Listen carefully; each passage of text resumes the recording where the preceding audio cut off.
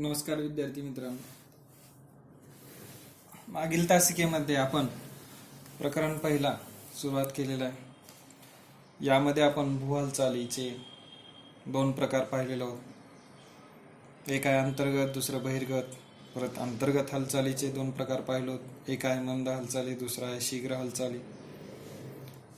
त्यानंतर परत मंद हालचालीचे दोन प्रकार पाहिलो, एक आहे ऊर्ध्वगामी हालचाली, दुसरा आहे क्षितिज समांतर हालचाली। त्यामध्ये आपण ऊर्ध्वगामी हालचाली आणि क्षितिज समांतर हालचाली समजून घेतलेलो आहोत। तर आजच्या तासिकेमध्ये आपण क्षितिज समांतर हालचाली अभ्यासणार आहोत। क्षितिज समांतर हालचाली म्हणजे काय? काही मंद हालचाली भूपृष्ठ भागाशी समांतर दिशेने कार्य करतात। अशा हालचालींना क्षितिज समांतर हालचाली असे म्हणतात। या हालचाली पर्वत निर्माण करणारे असल्यामुळे या हालचालींना पर्वत निर्माणकारी हालचाली म्हणूनही ओळखले जाते। भूगर्भीय शास्त्रीय पद्धतीने किंवा या भाषेमध्ये या हालचालींना गिरिजनक हालचाली असेही म्हणतात। या हालचालीमुळे भूकवचावर दाब व ताण निर्माण होतो। क्षितिज समांतर दिशेने परस्पर विरुद्धी मध्यवर्ती भागावर दाब एकवटल्यामुळे या दाबाच्या क्षेत्रात असणाऱ्या खडकामध्ये वळ्या किंवा घड्या निर्माण होतात। या हालचाली ज्यावेळेस परस्पर विरुद्ध दिशेने जातात त्यावेळी त्या क्षेत्रावर खडकावर ताण निर्माण होतो। तणावाच्या क्षेत्रात तडे किंवा भेगा पडतात। अशा प्रदेशातील खडकाचे तुकडे किंवा शिलाखंड वर किंवा खाली सरकला जात असलेला आढळतो। अशातून प्रस्तरभंगाची निर्मिती होते। क्षितिज समांतर हालचालीमुळे दाबजन्य व तणावजन्य शक्तीचे एकाच वेळी कार्यरत असते। भूकवचातील खडकामध्ये एखाद्या क्षेत्रात दाब पडून वळ्या पडत असताना त्याचवेळी दुसरीकडे ताण पडून भेगा किंवा तडे पडत असलेला आढळतो। म्हणजेच क्षितिज समांतर हालचालीचा अभ्यास करत असताना यामध्ये दाब आणि ताण पडून त्या ठिकाणी विविध प्रकारच्या भूपृष्ठाची निर्मिती होत असलेली आढळते। यामध्ये अभ्यास करत असताना ताण निर्माण करणारी बले आणि दाब निर्माण करणारे बले हे वेगवेगळ्या स्वरूपामध्ये असलेले आढळतात। जेव्हा बले एकमेकापासून विरुद्ध दिशेने कार्य करतात त्यावेळेस त्या भूपृष्ठावरती ताण पडत असलेले आढळतो। हे ताण पडल्यामुळे भूपृष्ठाला भेगा, भंग किंवा तडे पडतात आणि यातूनच भूकवचात विभंग निर्माण करणारी म्हणजे प्रस्तरभंग होऊन भेगा पडत असलेला आढळतात आणि त्यामुळेच भूपृष्ठाला विविध स्वरूपाचा आकार प्राप्त होत असलेला आढळतो। या क्षितिज समांतर हालचालीमध्ये ताण करणाऱ्या दबावामुळे किंवा बलामुळे भूपृष्ठाला खचदरी किंवा गट पर्वताची निर्मिती होत असलेला आढळतो। हे सर्व ताण निर्माण होणारी बलामुळे भूपृष्ठाला आकार प्राप्त होत असलेला आढळतो। यानंतर दुसरा आहे दाब करणारी बले। बले जेव्हा एकमेकाच्या दिशेने कार्य करतात तेव्हा त्यांना केंद्रित बल असेही म्हणतात। या बलामुळे खडकाच्या स्तरावर दाब निर्माण होऊन भूपृष्ठास बाक येणे, वळ्या पडणे किंवा भेगा पडणे ही क्रिया घडत असलेला आढळते। या दाब पडल्यामुळे भूपृष्ठावरती दाब पडल्यामुळे भूपृष्ठाला वळ्याच्या स्वरूपामध्ये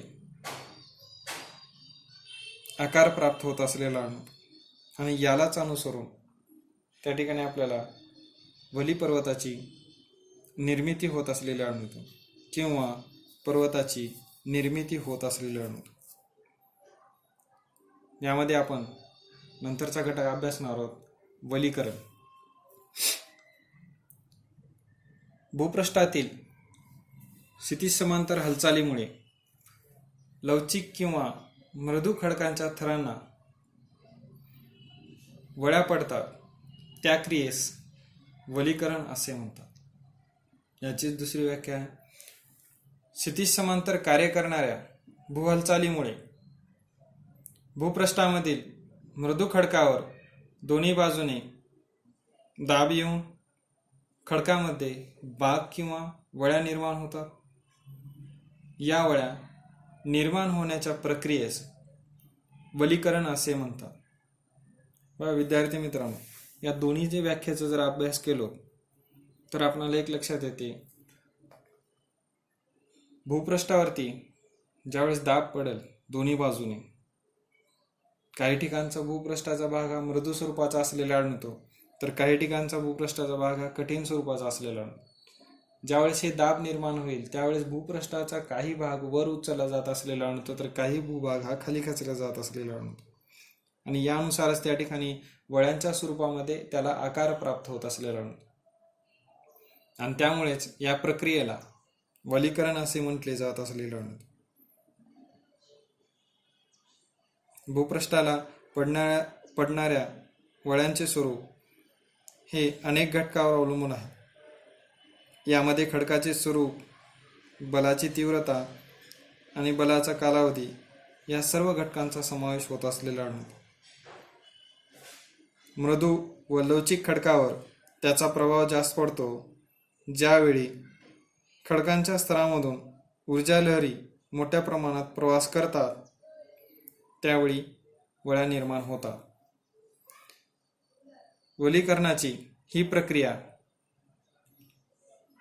ही वली पर्वताच्या निर्मितीस कारणीभूत ठरते. उदाहरणार्थ हिमालय, आल्प्स हे वली पर्वत असलेले आढळतात.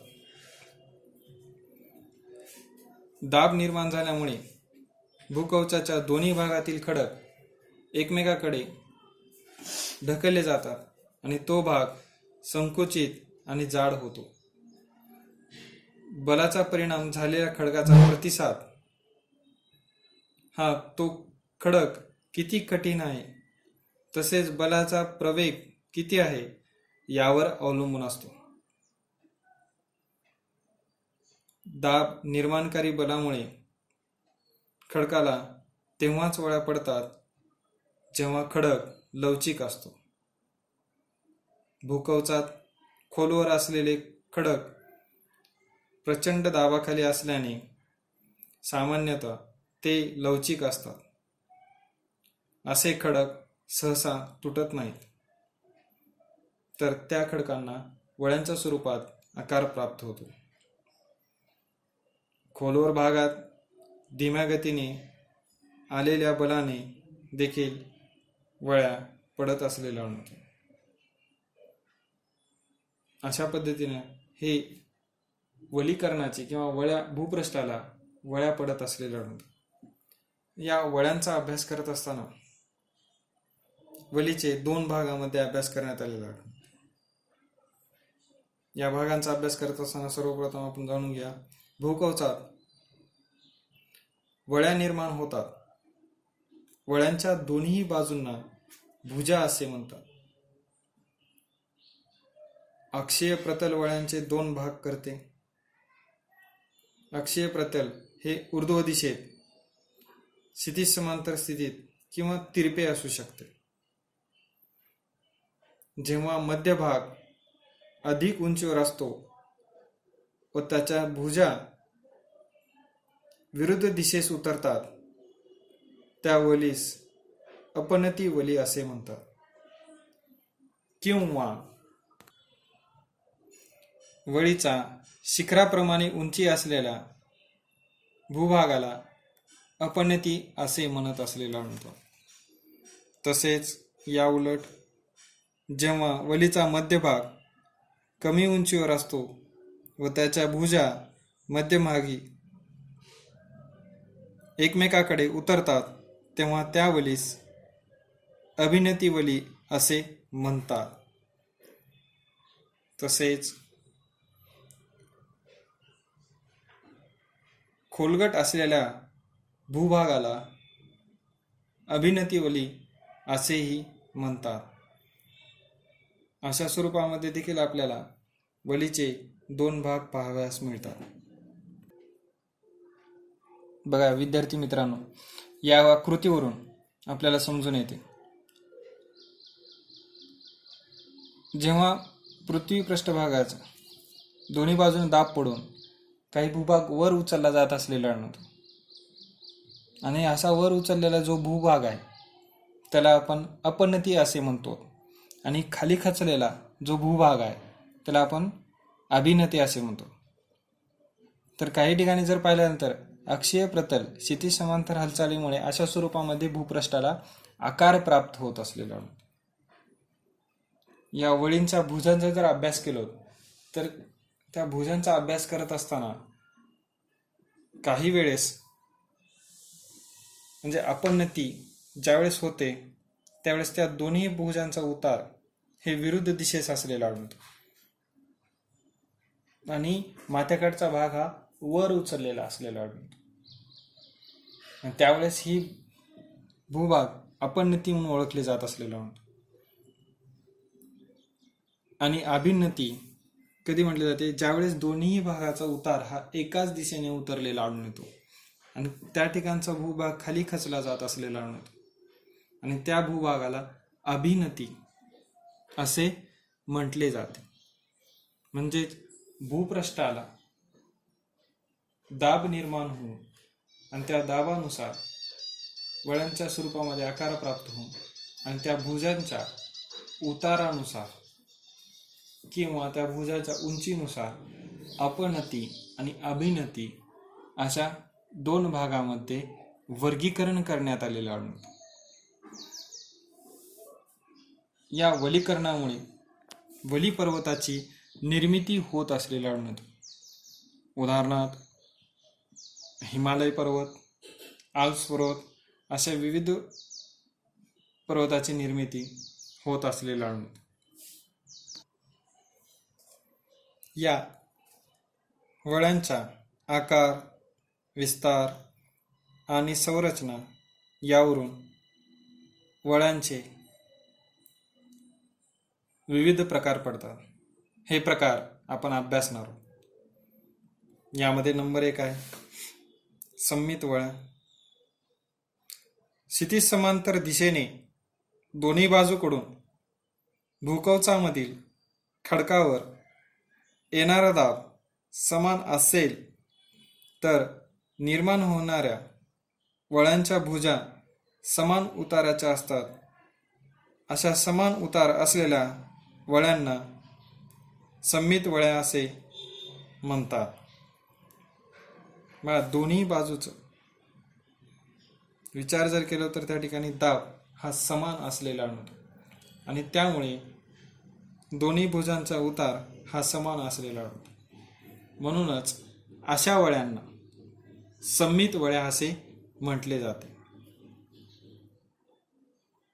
यावरून आपल्याला लक्षात येते या वळ्यांचा भुजांचा उतार हा समान असलेला आढळून येतो. त्यानंतर आहे दुसरा असममित वळ्या.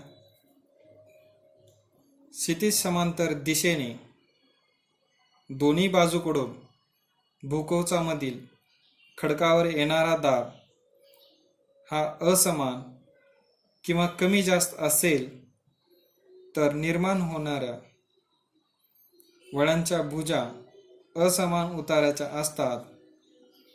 अशा असमान उतार असणाऱ्या वळ्यांना असममित वळ्या असे म्हणतात. या वळ्यांच्या भुजांचे कोन हे कमी जास्त स्वरूपाचे असलेले आढळते. म्हणजेच याचा आकार, विस्तार आणि संरचना याला अनुसरून त्याचे प्रकार करण्यात आलेला आढळतो.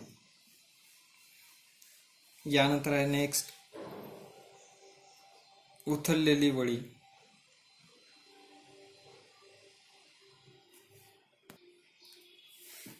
क्षितिज समांतर दिशेने दोन्ही बाजूकडून भूकवचामधील खडकावर येणाऱ्या दाबामध्ये फरक हा जास्त असतो. त्यामुळे निर्माण होणाऱ्या वळ्यांची एक भुजा लंबवत तीव्र उताराची असते तर दुसरी भुजा मंद उताराची असलेली आढळते. यानुसारच उथललेली वळ्यांचे स्वरूप भूपृष्ठाला प्राप्त होत असलेलं आढळतं. या वलीची एक शाखा दुसऱ्या शाखेवर झुकलेली असते आणि भुजांचा उतार एकाच दिशेने असतो, मात्र कोन कमी जास्त असलेले आढळतं. यानंतर आहे आडवी वली. क्षितिज समांतर दिशेने भूकवचातील खडकावर एका बाजूने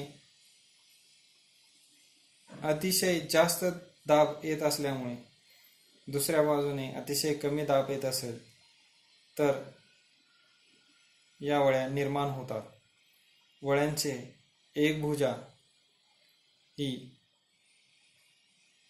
दुसऱ्या वलीवर क्षितिज समांतर पद्धतीने विसावलेली असते आणि त्यामुळेच या वली आडव्या वळी म्हणून ओळखले जात असलेलं आढळतं. आणि या वळ्यांचा एकाच दिशेने वळलेले असलेले आढळतात आणि त्यामुळे हे वळ्या एकमेकास समांतर असलेल्या आढळतात. यानंतर आहे शेवटचा समनतिक वली.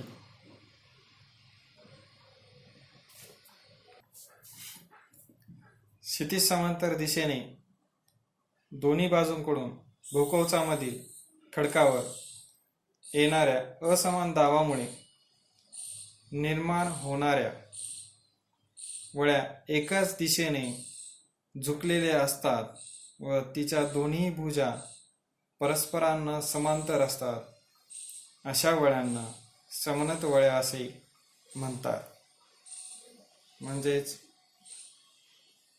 या वळ्या निर्माण होत असताना अक्षीय प्रतल ऊर्ध्वमुखी झुकलेले किंवा क्षितिज समांतर असलेले आढळतात. या वळ्यांच्या भुजा एकमेकास समांतर असलेला आढळतो. यानुसारच या वळ्यांची निर्मिती होत असलेला आढळतो. तर विद्यार्थी मित्रांनो, आजच्या तासिकेमध्ये आपण वलीकरण, वलीचे भाग, वलीचे प्रकार याचा अभ्यास पाहिलेलो. तर उद्याच्या तासिकेमध्ये विभंग किंवा प्रस्तरभंग म्हणजे काय हे अभ्यासणार आहोत आणि त्याच्या प्रकारांचा अभ्यास पाहून गटपर्वत आणि खचदरी याचाही अभ्यास पाहणार आहोत. धन्यवाद.